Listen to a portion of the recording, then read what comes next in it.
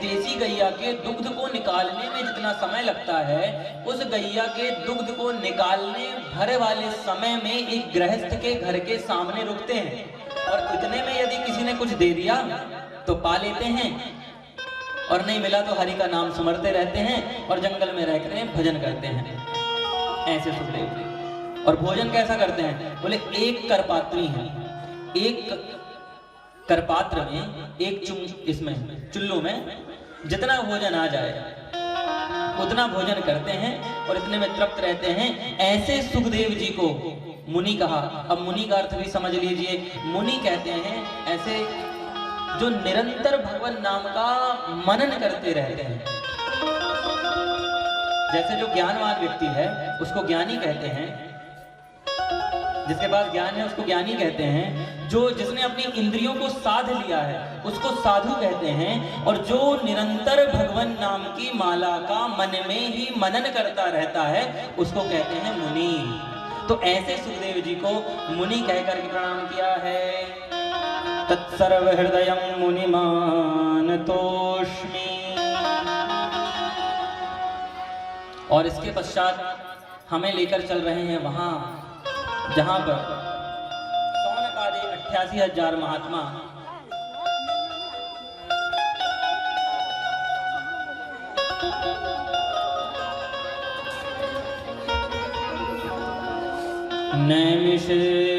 नैमिषेषूतमाशीन मभिवाद्य महामतिं कथामृतरसस्वादः कुशलः सोनकब्रवीत्। अच्छा, आप लोग मेरे श्लोकों से परेशान मत होना, ये मेरी पद्धति है कथा बचाने की। तो श्लोकों के माध्यम से देखो, जैसे रामचरितमानस की कथा बिना रामचरितमानस के चौपाइयों के, दोहों के, छंद के बिना अधूरी है, और वैसे ही श्रीमद् भागवत की जो कथा है ना वो बिना श्लोकों के अधूरी है। और ये एक माध्यम भी है आप लोगों को बताने का कि मुझे श्लोक आते हैं। तो कहीं अब सीधे सीधे कथा बता दूं तो ऐसे कथा तो सब जानते हैं भैया कि एक थे राम, एक रामन्ना, एक क्षत्रिय, एक बामन, सब जानते हैं कथा। लेकिन जब श्लोक बताऊंगा तब तो आप लोगों को पता चलेगा कि मुझे थोड़ा बहुत कुछ आता है भैया। तो नैमिषेष, अच्छा ऐसा जैसे आप लोग, जैसे बिना भोजन, बिना घी के भोजन होता है, वो कौन सी पूड़ी होती है वो जिसको एक कटोरी घी के साथ खाते हैं? परम पूरी। एक बार यहाँ पूजन कर रहा था मैं, बुआ जी के घर मेहमान आए थे, तो बोली परम पूरी खा लो। बहू बैठी थी यहीं आंगन में, पूजन में भोग लगाने आई थी, बोली क्या उसारी तरछी में चले जा और बुआ से मांग लीजिए और खा लीजिए। पहले तो मेरे को समझने में लग गया तरछी परछी किसको कहते हैं, अब तो खैर मैं समझने लगा हूँ। तो चले जाओ पीछे बोले और खा लो।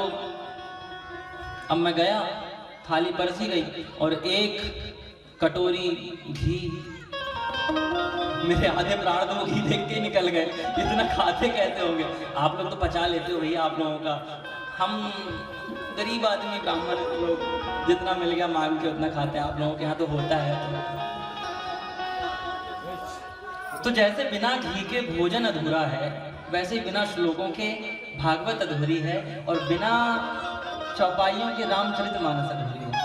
जैसे एक स्त्री का सिंदूर उसके सौभाग्य का सूचक होता है, जैसे उसका मंगलसूत्र उसका सौभाग्य का सूचक होता है, वैसे श्रीमद् भागवत कथा के श्लोक इस कथा के सूचक है कि कथा हो रही है।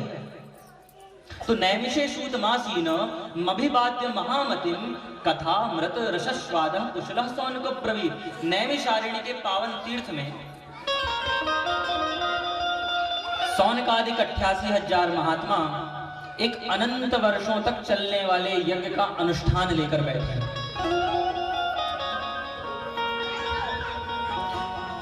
और नैमिषारण्य में ही क्यों बैठे हैं ये भी जान लीजिए। एक बार सौनकादिक 88,000 महात्मा सभी लोग ब्रह्मा जी के पास गए और ब्रह्मा जी के पास जाकर बोले, महाराज कलयुग में पाप कर्म बहुत बढ़ता जा रहा है। उन लोगों की निवृत्ति के लिए कोई उपाय करना है हमें, तो हम एक यज्ञ करना चाहते हैं। तो यज्ञ के लिए कोई ऐसा स्थान बताइए जहां पर हमारा मन शांत हो जाए। मन का शांत होना बहुत आवश्यक है। तो ब्रह्मा जी ने एक मनोवय चक्र चलाया और उस मनोवय चक्र को चला करके छोड़ा और एक निमिष में, सेकंड के तीसरे भाग को कहते हैं निमिष। पलक झपकने में जितना समय लगता है उसको कहते हैं निमिष। सेकंड का तीसरा हिस्सा, आंख झपकने में जितना समय लगता है उतना समय, उतने समय में वो चक्र चलता हुआ नैमिषारण्य तीर्थ में आया और वहां पर उसकी नेमी क्षीण हो गई, इसलिए उसका नाम नैमिषारण्य पड़ा। उस नैमिषारण्य तीर्थ को बताया। क्यों बताया? क्योंकि वहां पर यदि आप भजन करोगे, कथा करोगे तो आपका मन शांत हो जाएगा। और जब आप कोई कथा करते हो, भागवत करते हो, रामचरितमानस की कथा सुनते हो, यज्ञ करते हो, तो सबसे प्राथमिकता देने की आवश्यकता है कि हमारा मन कहाँ शांत हो रहा है। तात सुनहु सादर मन लाई, याज्ञवल्क्य ऋषि जी ने बोला है भरद्वाज जी को। तुम्हारा मन शांत होना आवश्यक है और ये मन तो चंचल है। यजुर्वेद में कहा गया है कि जाग्रतो दूर मुदैति दैवंत दुषुप्तस्तथैवैति दूरंग मंज्योतिकां ज्योतिरेकं तन में मनः शिव संकल्पमस्तु। जो मन जागते हुए और सुप्तस्य सोते हुए, जागते हुए भी सोते हुए भी सूर दूर चला जाता है, ऐसा मन वो हमारा शिव संकल्पमस्तु मतलब कल्याणकारी वाला हो। तो नैमिषारण्य के तीर्थ में सौनकादिक 88,000 महात्मा 1,000 वर्ष तक चलने वाले एक अनुष्ठान को, एक यज्ञ को करने के लिए बैठे हैं। और तभी उनके बीच में एक बड़े सुंदर संत का आगमन होता है जिनका नाम है सूत जी महाराज। अज्ञान भांत विध्वंस कोटि सूर्य समप्रभा, सूतख्याहि कथा सारम मम कर्ण रसायन। तो जब सूत जी का आगमन हुआ तो बड़े बड़े संत, जितने संत महात्मा थे, ऋषि थे, सब अपना आसन छोड़कर खड़े हो गए। बोले आइए महाराज, आइए महाराज, आइए महाराज। क्यों खड़े हो गए? सूत जी की आयु ज्यादा नहीं है, 20 वर्ष के हैं सूत जी। कितने वर्ष के? 20 वर्ष के। और ज्यादा अच्छी जाति के भी नहीं है, वेदों का अध्ययन करने का इनको अधिकार नहीं है। पुराणों के वक्ता हैं, पुराणों के वक्ता हैं सूत जी महाराज। और सूत जी महाराज जब आए तो सब लोग अपना आसन से उठ करके खड़े हो गए, जैसे आप लोग जब खड़े हो गए जब मैं आया। बोले क्यों खड़े हो गए? क्योंकि हमारा जो भारत देश है ना भैया, यहाँ पर आयु की महत्वता नहीं है, आयु की महत्वता नहीं है, यहाँ ज्ञान की महत्वता। जब छोटे छोटे दंडी सन्यासी आते हैं ना तो बड़े बड़े महामंडलेश्वर अपना आसन छोड़ करके साष्टांग प्रणाम करते हैं छोटे छोटे 10 साल के दंडी सन्यासियों को। ज्ञान की महत्वता है। आयु वृद्धा धन वृद्धा ते सर्वे ज्ञान वृद्धश्च, ज्ञान की महत्वता है। कछुए भी 300-300 साल जीते हैं लेकिन उनको पूजा थोड़ी जाता है।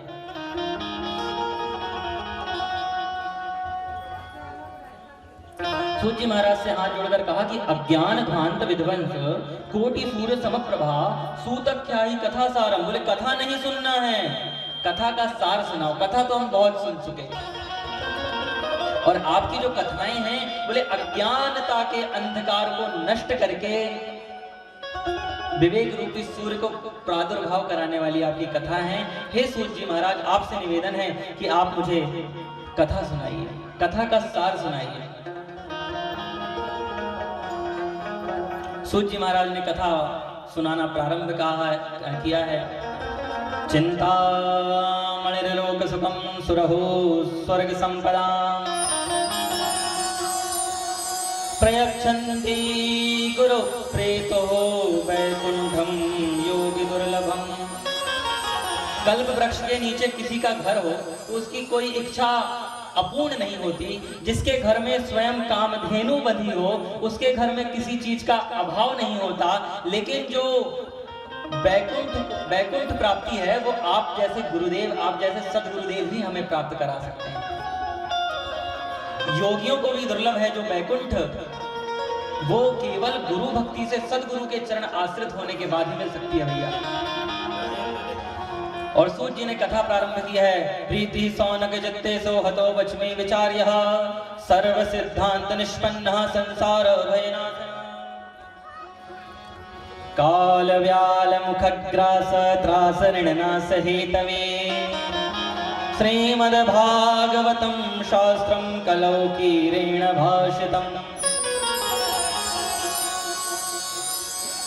एक अजगर हो और अजगर का मुख खुला हो और उसके मुख में आकर के एक चिड़िया बैठ जाए, तो उस चिड़िया की आयु कितनी होगी? आप लोग अपनी मति लगा सकते हो, अपना विवेक लगाकर देखो कितनी आयु होगी, कितनी आयु होगी? काल व्याल, काल यानी समय, व्याल यानी सर्प, मुख यानी मुख, ग्रास यानी कौर। तो काल व्याल मुख ग्रास त्रास ऋणास हेतवे, काल रूपी अजगर के मुख में हम लोग बैठे हुए हैं। कब इसका मुख बंद हो जाए कोई भरोसा?